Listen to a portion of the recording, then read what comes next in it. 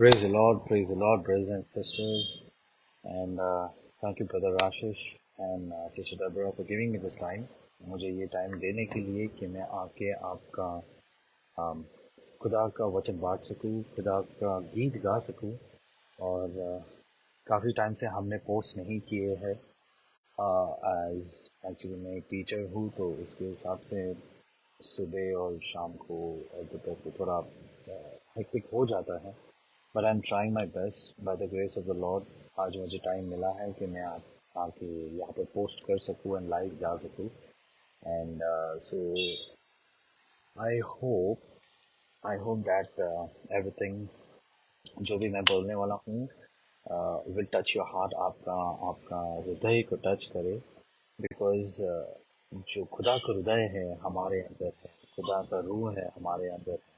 और ये सब जैसे हम इकट्ठा होते हैं, बहुत कुछ चीज़ चालू होता है। एंड दैट वो जो है इस धरती पर उबर उबर के खुदावन का प्रेम हम दर्शाए, उबर उबर के खुदावन का प्यार हम दर्शाए, उनका जलाल, उनका महिमा, उनका उनका जो उनका जो फॉरगिवनेस है, मर्सी है, सब दर्शाए। So I am going to start now with a very nice song. It's a very simple song.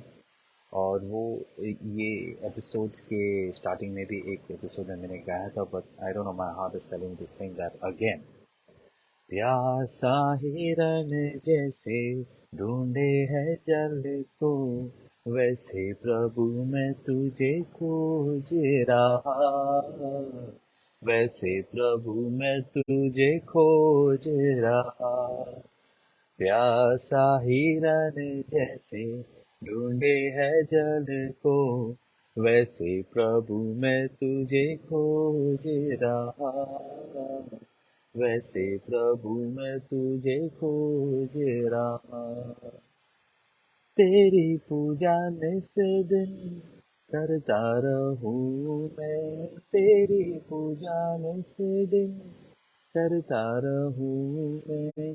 पुष्प पराग सा जलता रहूं मैं, पुष्प पराग सा जलता रहूं मैं।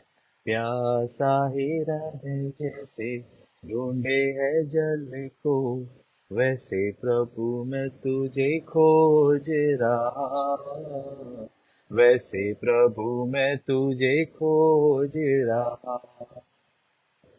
जी, मेरा जो हृदय है, आपका हृदय है, खुदावन को ही खोजना चाहिए, खुदावन को ही ढूंढना चाहिए, क्योंकि वो हमारा पौष्टिक है, हमारे जीवन का पौष्टिक, हमारे हृदय का पौष्टिक, हमारे आत्मा का पौष्टिक। तो जैसे हम खुदावन को हमारे आत्मा में, हमारे शरीर में, हमारे हृदय में, हम दिल में हम बसाते हैं, इस हिसाब से हमारा प्यार झलकता है, खुदावन का प्यार झलकता है, हमारा प्यार का क्वालिटी बढ़ जाता है लोगों को प्यार करने से। जिसमें कैसा है ना, हम जज नहीं कर सकते हैं। इट इज रिटन कि यू मस्ट नॉट जज, बट द थिंग इज, ये जो अगर हम जजमेंट भी किए, वो खुदावन का प्यार से करना है और प्यार से करना है। हमें ऐसा नहीं बोलना है कि ये कैसा दिख रहा है, क्या दिख रहा है। मैं ऐसा करता था, जजमेंट बहुत करता था, पर अभी कैसा है, मेरा मेरा ऐसा कहना रहता है, मुझे बुरा लग रहा है, ये ऐसे दिख रहा है, काश मैं इसका मदद कर सकूं, इनको और हेल्प कर सकूं बेहतर बनने के लिए। ये बुरा जजमेंट नहीं था, ये अच्छा जजमेंट था, बट इसमें भी आपका प्यार झलकना चाहिए। अगर प्यार नहीं झलका तो क्या ही हुआ। हम खुदावन का बच्चे नहीं कहला पाएंगे अगर हम हमारे हृदय से, हमारे दिल से, हमारे रहने से प्यार झलके। तो अभी we will go in the word. अभी हम वर्ड में जाएंगे, और आज का वर्ड है बहुत ही प्यारा है। It is grace of sacrifice. अभी ये जो सैक्रिफाइस है, आपने देखा है, हमने ग्रेस पाया है, ग्रेस हमने सामर्थ नहीं, हमने ग्रेस पाया है खुदावन से। एंड ग्रेस पाया है, जो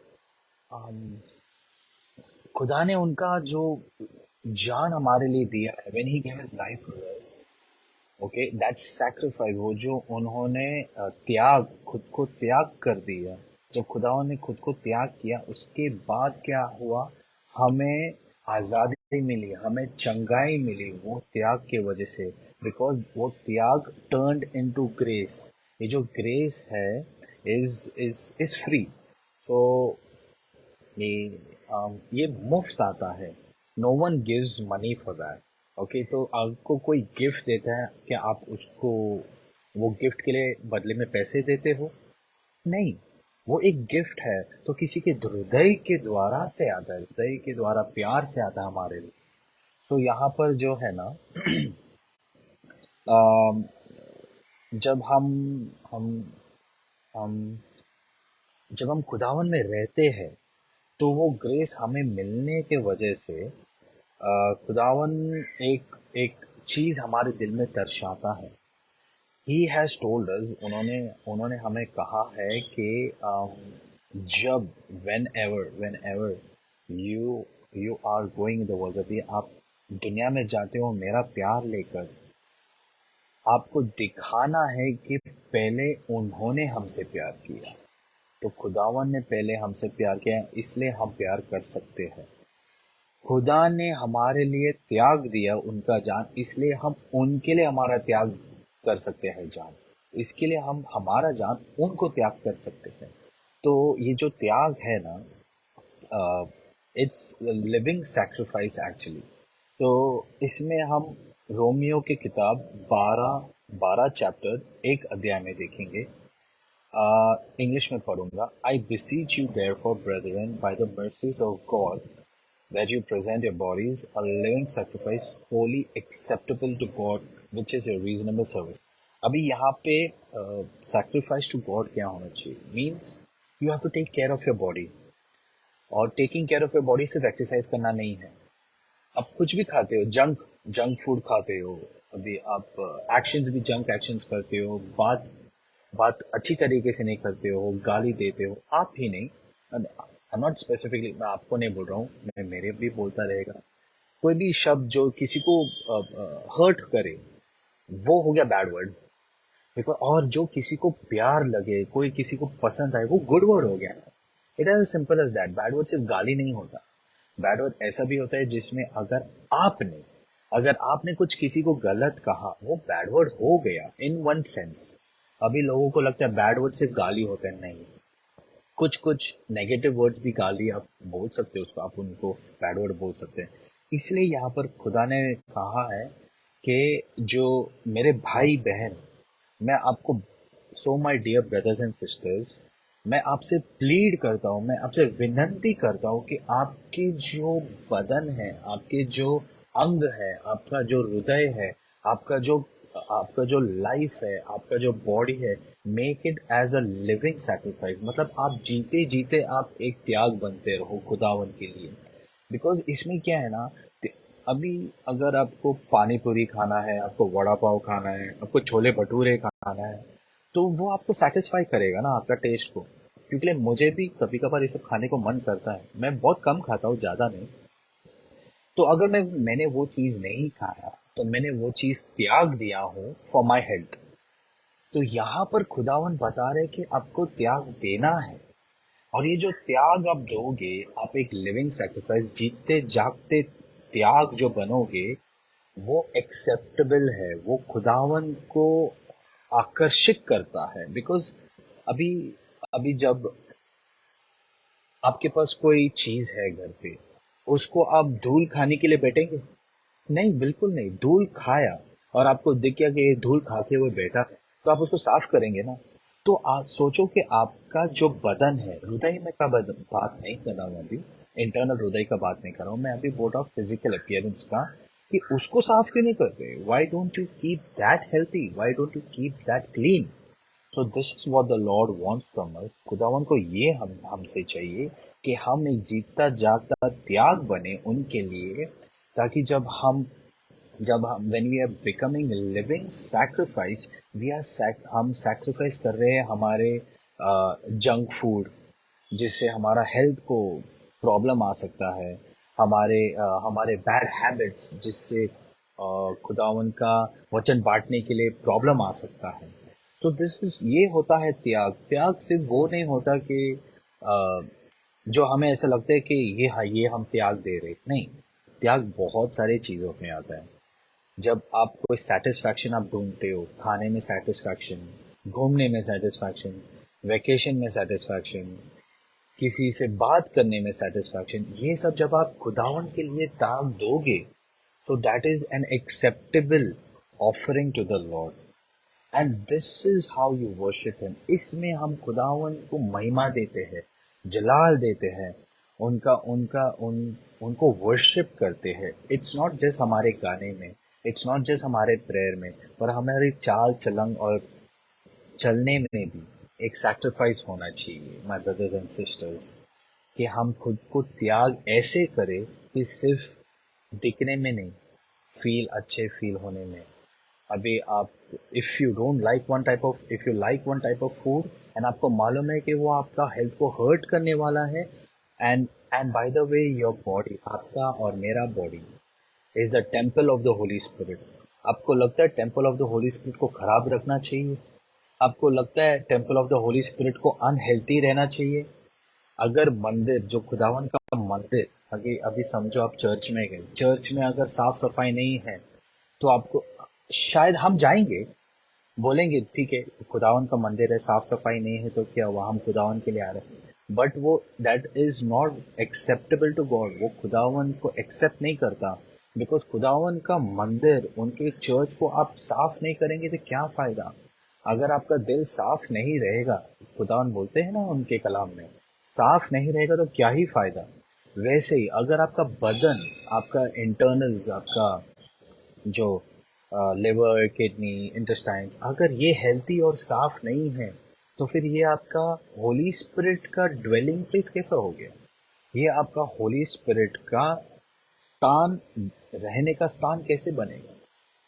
बिकॉज ऐसा नहीं बोल रहा हूँ कि नहीं रहेगा, बनेगा ज़रूर, but it has to be healthy. Healthy होना चाहिए, ताकि आप खुदावन का कलाम और ज़्यादा टाइम तक, ज़्यादा सालों तक आप बांट सके। इसीलिए मैं बोलता हूँ, make your self a living sacrifice, because your body is the temple of the holy spirit. और जो इसका ख्याल नहीं रखेगा, खुदा का कलाम में लिखा है, खुदावन उसको नष्ट करेगा।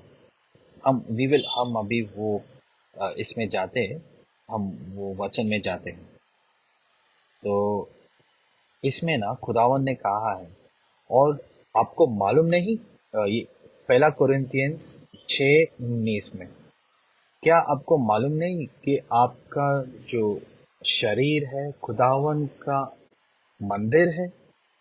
होली स्पिरिट और पवित्र आत्मा का मंदिर है जो आप में रहता है, और ये आपको मिला है, ये आपका खुद का नहीं है, मेरे लिए भी है, ये मेरा नहीं है, ये खुदावन का है।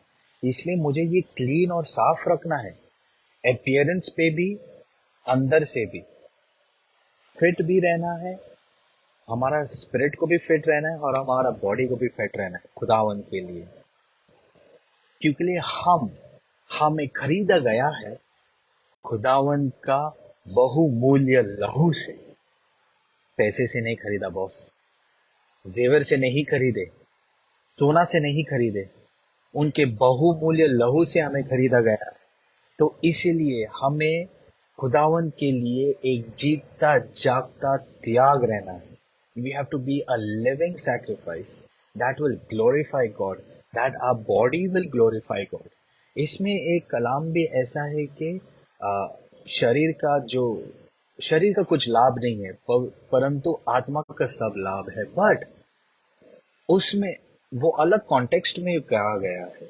अगर आप सिर्फ आत्मा का लाभ देखेंगे, शरीर का ख्याल नहीं रखेंगे, तो आप कुछ भी खाओगे। वैसे तो आप जहर भी खाएंगे तो भी कुछ प्रॉब्लम नहीं होना चाहिए ना, पर आप जहर क्यों नहीं खाते हो? क्यों नहीं खाते हो? आपको मालूम है आप मरने वाले हो जहर खाएंगे तो। उसी तरीके से अगर आप जंक खाओगे, आप तुरंत नहीं मरोगे, या हमारा बदन तुरंत नष्ट नहीं होगा, कुछ टाइम लेता है, कुछ सालों लेता है।